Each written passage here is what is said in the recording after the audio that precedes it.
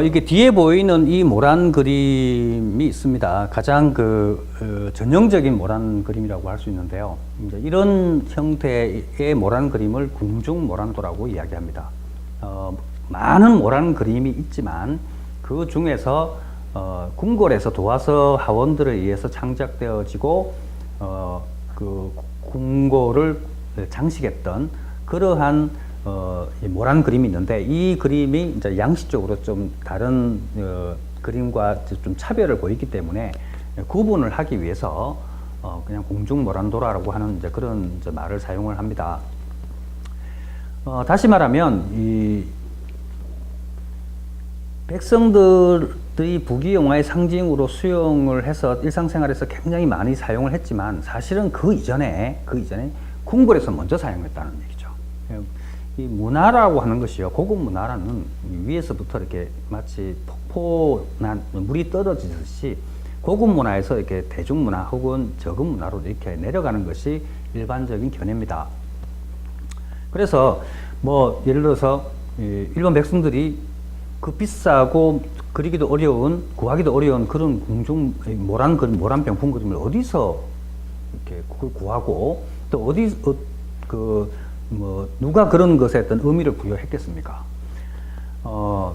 제일 먼저는 사실은 이제 궁궐에서 이제 정립이 되고, 그 고급 문화죠. 궁궐에서 정립된 그림들이 이제 밑으로 내려가면서 이렇게 이제 바뀌는 것인데, 궁궐에서 이 조선의 궁궐에서는 사실 굉장히 많은 모란 그림을 그려냅니다. 모란 자체가 장식성이 있는 측면도 있고, 또 궁궐에는 어떤 의미에서 많은 행사가 있죠. 뭐 제사도 있고요. 그 다음에 뭐 혼인식도 있고, 그 다음에 생일 잔치 같은 것도 있고, 외국 사절들을 이제 접대하거나 뭐 이러한 행사들이 이제 뭐 자주 열리게 되겠죠.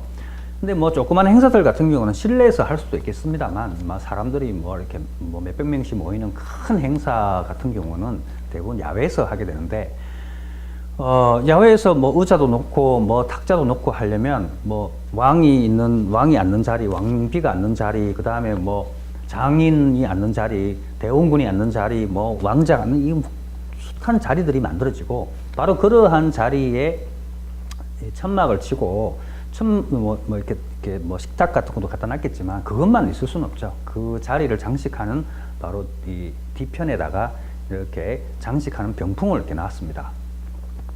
그래서 그런 행사 때 가장 많이 이제 썼던 병풍이 이제 그 서병이라고 해서 서예 병풍입니다.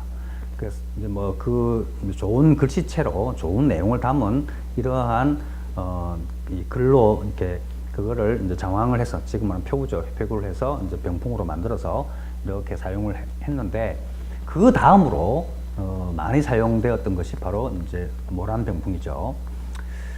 엄밀히 따져가면 그 새 병풍 같은 경우는 뭐 이렇게 병풍을 하는 그 과정은 뭐 어떤 그림하고도 비슷하겠지만, 아무래도 이제 이렇게 제작하는 데 있어서 글씨를 한 번에 쫙 써내려가는 거하고 그림을 꼼꼼하게 이렇게 그리는 거하고는 시간적 차이가 엄청나게 나고요. 재료도 비단이라든가 물감이라든가 이런 것들을 사용하는 것에 비해서는 사실 조금 이렇게 이 가격이 많이 들지는 않죠.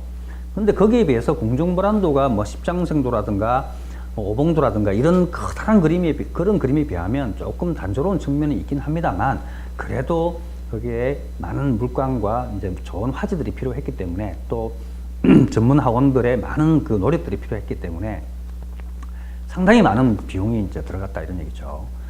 그래서 그 조선 후기에는 영정조 시대인가요? 뭐 그때는 이렇게 하도 많은 행사에 많은 이제 왕실 비용이 이제 들어가기 때문에 뭐 재활용해라 뭐 이런 이제 명령까지 이제 왕이 내리는 경우가 있었습니다.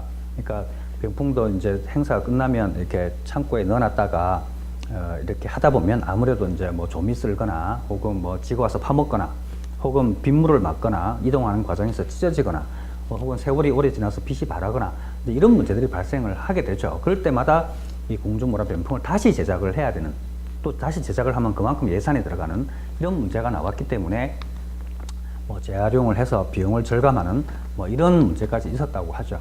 그만큼 이 모란 병풍이 많이 궁궐을 장식했고 또 다양한 행사에 사용되었다. 이제 이렇게 이야기할 수 있겠습니다.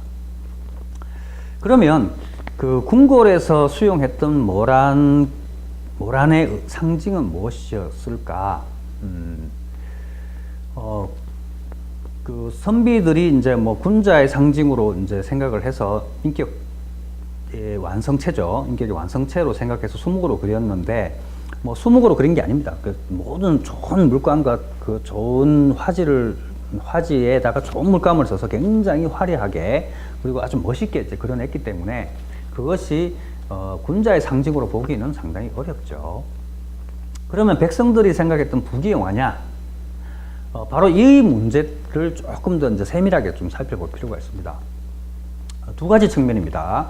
하나는 고급 문화가 먼저 만들어지고, 그러니까 궁궐에서 먼저 이제 이러한 궁중 모란도 같은 그림이 먼저 만들어지고, 이것이 이제 대중들, 백성들한테 이렇게 퍼져 내려가는 이런 형태라고 한다면, 백성들이 생각했던 그러한 상징은 아무래도 이 궁궐에서는 좀 더 그 상징보다는 좀 더 고급스럽고 좀 더 인문학적 내용을 가지고 있었다라고 보는 게 맞고요. 또 하나는 이런 겁니다. 자, 이게 설사 부귀영화의 상징이라고 만약에 생각을 하게 되면 왕과 왕실, 왕족들이죠. 왕족들이 부귀영화를 누리기 위해서 누리고 싶다. 우리는 왕과 왕실에 우리 잘 먹고 잘 살 거야. 뭐 이런 의미가 되는 거잖아요.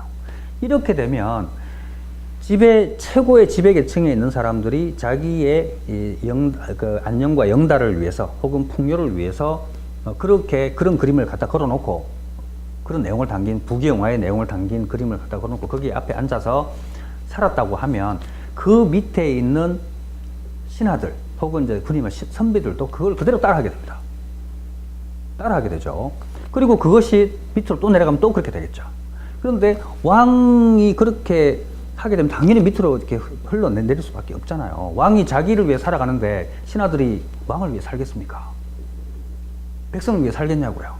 그러니까 그렇게 볼 일은 아니라는 거죠. 궁중 모란도는 모란 그림은 엄밀히 얘기하면 무생명의 만개입니다. 그러니까 이것을 이제 어떻게 해석할 수 있냐면 궁궐에서 가장 많이 이제 그려지고 또 이렇게 많이 장식했던 그림 중에는 십장생도가 있죠. 장생도입니다. 이 장생도가 조선이라는 나라 그 전체입니다. 전체가 추구했던 이상적 세계를 구현한 것이죠. 그렇다면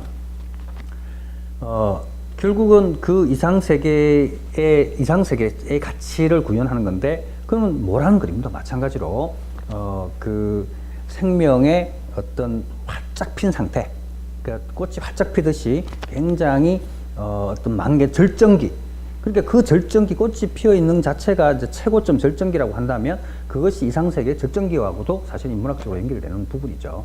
바로 그러한 개념으로 이 모란 그림을 수용했다 이런 얘기입니다.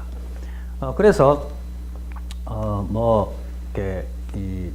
이 큰 행사 때는 누구든지 그게 걸맞는 사람이면 그 모란 병풍을 뒤에 놓을 수 있었고요. 그리고 이렇게 화려한 모란 병풍 때문에 사람들이 이게 궁궐의 모든 가치가 모이기 때문에 어떤 이상적인 세계, 그 이상적인 가치를 이제 이 모란 그림을 통해서 이렇게 사람들이 이제 이렇게 경험하고 또 이렇게 스스로 생각을 이렇게 바꾸고 또 마음을 먹는 이러한 역할을 하지 않았나, 그렇게 생각됩니다. 그래서 이 세 가지를 연결을 좀 시켜보면 선비들이 좋아했던 이제 이 모란과 백성들이 좋아했던 모란, 또 궁궐에서 추구했던 모란의 가치는 크게 이렇게 볼 수 있습니다. 궁궐에서는 어떤 이상적인 선비들이 왕과 선비들이 정치를 하고 백성들이 이제 현실에서 생업을 통해서 먹고 사는 이런 여러 일들이 있을 텐데, 그런 걸 통해 가지고 구현할 수 있는 이상적인 어떤 세계, 태평성대, 민본 정치를 통한 태평성대를 이제 이 그림에 담았다고 할 수 있고요. 선비들은 정치를 하는 사람들이고 권력을 가진 사람들입니다. 그래서 이런 정치를 하는 사람들은 스스로가 결백하고 청렴해야 되고, 그리고 공정한 관점을 가지고 있어야 되고, 그리고 인격적 가치라든가 이런 거 높아야 되겠죠. 그러하기 때문에 모란을 군자의 상징으로 수용을 했고, 일반 백성들 같은 경우는 그러한 정치의 수혜자이기 때문에 부귀영화, 그러니까 태평성대의 가치 안에는 풍요라는 부분이 들어가 있거든요. 그렇기 때문에 일반 백성들은 이제 이것을 하나의